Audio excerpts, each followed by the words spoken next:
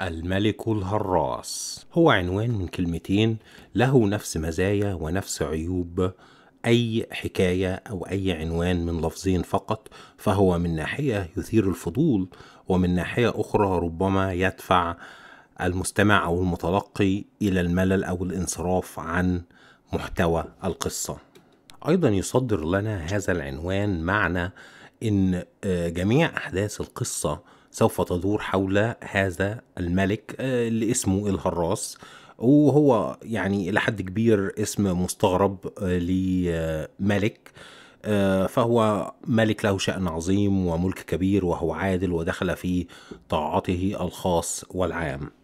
بتبدأ الحكاية بفكرة أو بنقطة انطلاق مشهورة جدا في جميع الحكايات القديم منها والحديث، وهي عبارة عن إن الملك ووزيره بيتنكروا وبيصرفوا الحرس والعسكر ويتفقدوا أحوال الرعية، ويبدأوا في سؤال الناس وملاحظة الأحوال. وعندما يقومون بفعل هذا يستوقفهم 3 مواقف غريبة جدا وفي منتهى العجب، تثير فضول الملك إلى أبعد حد، ويسأل عنها الوزير ولا يستطيع الوزير الإجابة على أسئلة الملك. وبالتالي يزداد فضول الملك، وبيكون ده الدافع أو المحرك الأساسي لكل أحداث الحكاية أو القصة بتاعتنا. حابب انتقل مباشرة عند هذه النقطة إلى البناء الروائي أو النسق الروائي لهذه الحكاية. فهي عبارة عن حكاية متسلسلة، بتتكون من 3 حكايات. زي ما ذكرت، الدافع الأساسي أو المحرك للأحداث هو تفقد الملك لرعيته، ثم ملاحظته لأشياء وأمور غريبة جدا لا يستطيع أحد من الرعية الإجابة عنها ولا حتى وزيره. ثم يزداد فضول الملك ويريد أن يعرف ما هو سبب حدوث هذه الأشياء العجيبة.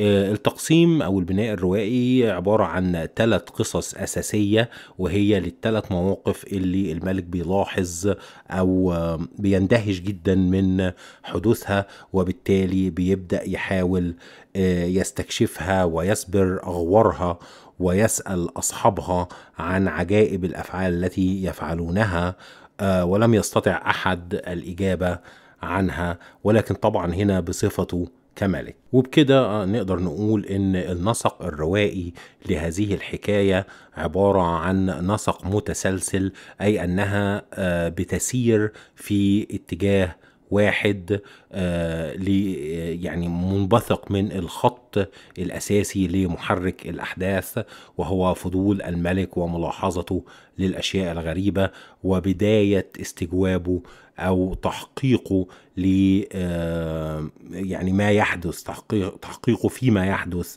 من هذه الأحداث العجيبة عن طريق سؤال أصحابها. بنجد ان نوازع النفس المكلفة بتتجلى بوضوح شديد في حكاية الملك الهراس.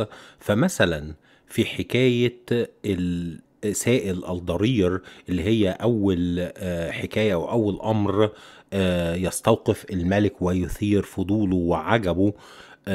يعني النزعة هنا هي نزعة الطمع، وهنا الطمع مش مرتبط بفقر او غنى، أو يعني كما يقال هو الغنى غنى النفس. النفس التي تشعر بالغنى فهي نفس غنية، والنفس التي يعني أو النفس الفقيرة مهما امتلكت من الأموال فهي ما زالت فقيرة، هي لا تشعر بالغنى. فبنجد هنا إن السائل الضرير كان شخص غني جدا ولديه أموال وتجارة، وبالرغم من كده لما قابل شيخ أو ما يطلق هو على نفسه إنه من أهل الكشف، ف يعني نفسه بتبدأ تأمره بالسوء، وبيبدأ يطمع بعد ما اتفقوا على إن 40 جمل لكل شخص منهم، وال40 جمل دول هيكونوا محملين بالذهب بعد ما الشيخ اللي هو من أهل الكشف يهتدي إلى مكان الكنز. فبنجد إن نفسه الأمارة بالسوء بتبدأ تسول له إنه يعود إلى الشيخ ويحاول يأخذ يعني عدد أكبر من الجمال. الأول بدأ ب10 وبعدين 10 كمان وبعدين 10 كمان وبعدين كلهم، اللي هو يعني أنا هاخد كل حاجة وانت ما تاخدش حاجة، انت راجل درويش وعلى اي حاجة تعيش لست بحاجة الى هذه الاموال. ويعني طبعا هنا يعني فكرة الطمع حتى تعدت فكرة يعني الحصول على 80 جمل من الذهب، وهو رقم يعني او هي كمية مهولة يعني تدير رؤوس اي انسان يعني. بل بتتعدى ذلك إلى أنه بيبدأ يسأل عن الإزازة اللي الشيخ ساب كل حاجة وبدأ يدور عليها، والشيخ حذره وقال له إنك تبص فيها بعينك الشمال تشوف كنوز الأرض كلها، ولو بصيت فيها بعينك اليمين تفقد عينيك الاتنين. فبالتالي ما بيصدقهوش الشخص المتلقي اللي هو هنا السائل الضرير،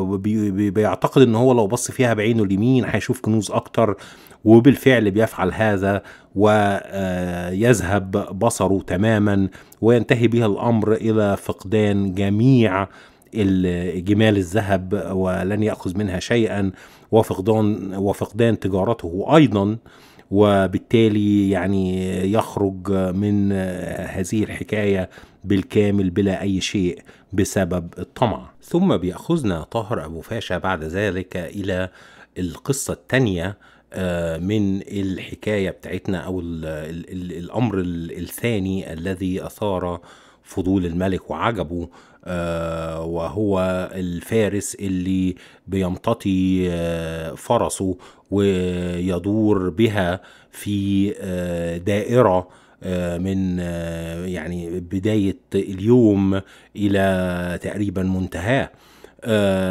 فطبعا يعني بيتعجب جدا، والناس كلها متعجبة من هذا الأمر يعني، وثم بيستدعيه إلى قصره ويسأل عن يعني سبب فعل ذلك.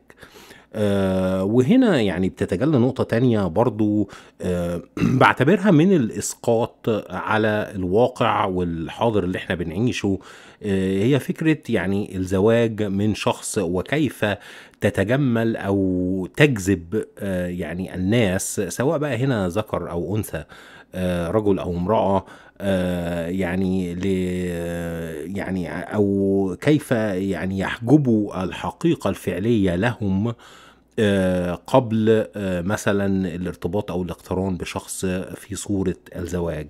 فبنجد ان الشخص التاني دوت هو من مكان اسمه جزيرة المرجان، وان من اعراف وتقاليد هذه الارض او الجزيرة ان لا يرى او لا يعرف العريس عن عروسته شيء قبل ان يتم عقد قرانهم.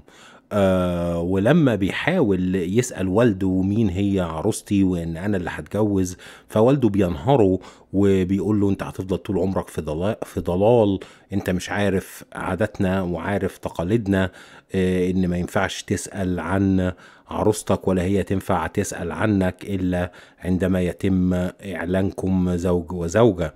ويعني بتسير الأمور بعد ذلك، ويعني بيعجب بيها أو بيحبها، وهي أيضا بتحبه كما تقول له يعني. ثم يكتشف أنها يعني ابنة نباشة قبور، وأيضا يعني هي تفعل أشياء لها علاقة بالسحر وبالكهانة السوداء، ويعني أنها تزامل أو ترافق غول في الجبانة، وأنها يعني تأكل الموتى. وهي طبعا فكرة عجيبة جدا وأيضا مخيفة في نفس الوقت. يعني هي في النص الأصلي وردت يعني هكذا، وطاهر أبو فاشا هنا يعني يعتبر يعني تصرف فيها بتصرف خفيف. يعني الفكرة مستغربة، لكن في واقع الأمر هترك يعني عقلية المتلقي إنه يحكم قد إيه أشخاص بنقابلهم في حياتنا اليومية ربما ينطبق عليهم هذا الوصف. ثم ينطلق بنا طاهر أبو فاشا إلى الموقف الثالث أو الحكاية الثالثة في قصة الملك الهراس، وهي يعني أيضا من دواعي العجب، وهي تعتبر من يعني أطول أو أكبر من الحكايتين السابقتين. وهي حكاية الشخص اللي عنده قصر عظيم جدا يقارب في بهائه وفي فخامته قصر الملك أو قصر السلطان، ثم يدعو الملك والوزير على أنهم أغراب، فيقدم لهم الطعام والشراب ويحتفي بهم، ثم يقوم بطردهم بعد ذلك.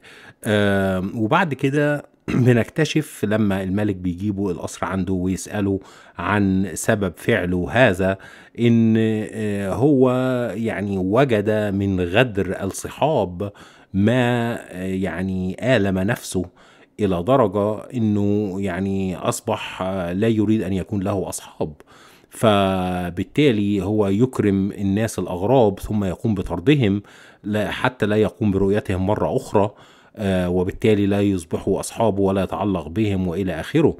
وعندما سأله الملك يعني طب يعني زي ما بنقول كده بالعامية، طب انت عليك من ده بإيه يعني؟ فهو قال إن هو عنده يعني علة في ذلك، وهي إنه يعني ما يقدرش يشرب من غير شلة، هو مدمن شراب ولا يستطيع أن يشرب بدون رفاق، وبالتالي هو يستعيض عن الصحاب بالمعنى التقليدي اللي هم غدروا به عندما ضاقت به الأمور بعد أن كان غني وابن غني، يعني تنكروا له ولم يريدوا أن يساعدوه، فهم أصحاب مصلحة. وبالتالي هنا هو ما زال يريد الرفاق لكي يشاركوه الشراب، فأصبح يقوم بذلك الفعل لكي يحصل على الرفاق، لكن في نفس الوقت لن يكونوا له أصحاب. وإسقاطا على الشخصيات اللي ممكن نشوفها في وقتنا الحالي اللي تنطبق عليها هذه الرواية، يعني أعتقد ما أكثرهم يعني سواء بقى في هذه الأيام أو ما قبلها أو ما سيأتي بعدها، يعني فهذا أمر ونزعة من نوازع النفس المكلفة عموما. ثم يتطور الأمر إلى أبعد من ذلك، ويريد الملك أن يعني يختبر أو يتفاعل أكثر مع هذا الشخص، لما بيعرف إنه هو مثلا أمنيته إنه يبقى ملك علشان يجلد جيرانه، لأن جيرانه مستعجبين جدا من أمره ومن غناه ومن أفعاله، ما يفعله إنه هو يعني يقوم بدعوة الغرباء ويكرمهم وإلى آخره، ثم ليس له أي أصحاب وإلى آخره. فهو يريد أن يكون الملك ليجلدهم، فبالتالي بيخدره الملك ويأمر الجميع أن يعني يتفاعل معه على صفته هذا، صفة أنه هو الملك.